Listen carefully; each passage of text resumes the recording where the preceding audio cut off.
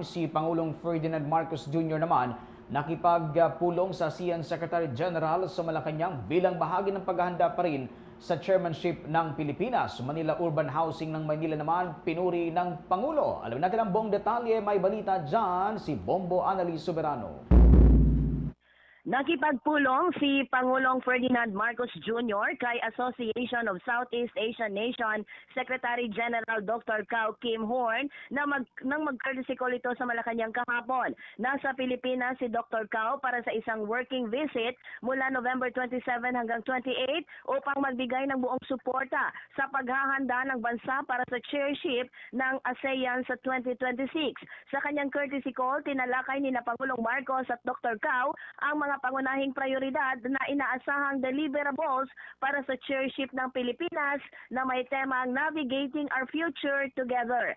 Kasama ng Pangulo sa pulong sina Foreign Affairs Secretary Maria Teresa Lazaro, Executive Secretary Ralph Recto, Communications Secretary Dave Gomez at Undersecretary Maria Helen de la Vega na Director General for Operations ng ASEAN National Organizing Council. Habang nasa bansa, nakatakda ring makipagpulong si Dr. Cao kay Lazaro, kay DTI Secretary Maria Cristina Roque at Department of Social Welfare and Development Secretary Rex Gatchalian. Magkakaroon din siya ng pulong kasama ang chair ng 2026 ASEAN Business Advisory Council. Sa opisyal na paglulunsad ng ASEAN Philippines 2026 noong November 14, binigyang diin ni Pangulong Marcos na tututok ang pamumuno ng Pilipinas sa tatlong pangunahing layunin: peace and security anchors, prosperity corridors, at people empowerment. Itinatampok naman sa opisyal na logo ng ASEAN Philippines 2026 ang rice stalk na sumisimbolo sa food security, ang weave pattern para sa interconnection, ang wave para sa maritime security at cooperation, at ang traditional na bangkang Pilipino bilang sagisag ng kolektibong paglalakbay ng ASEAN. Samantala sa ibang balita, pinuri ni Pangulong Marcos ang pamahalang lokal ng Maynila sa kanilang proyekto na urban housing. Kahapon, pinangunahan ng Pangulo ang inaugurasyon ng San Lazaro Residences. Isa itong 382-unit in-city vertical housing project sa may Santa Ana, Manila, na layuning magbibigay ng ligtas at maayos na tirahan para sa mga mahihirap na residente.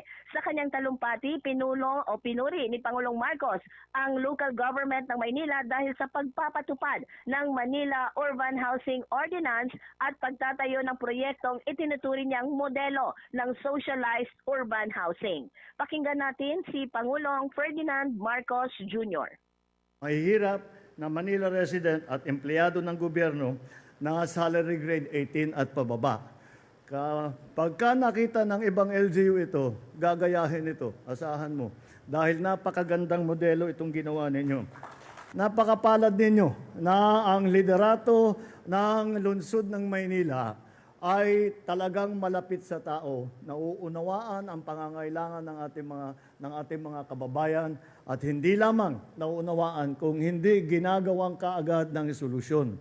Kahit hindi national government project po ito, ay gusto kong ipakita sa lahat ng taong bayan na ito ang maaari nating gawin. Basta't magandang ugnayan, basta't magandang ang pag-coordinate ng national at saka local government, marami tayong magagawa.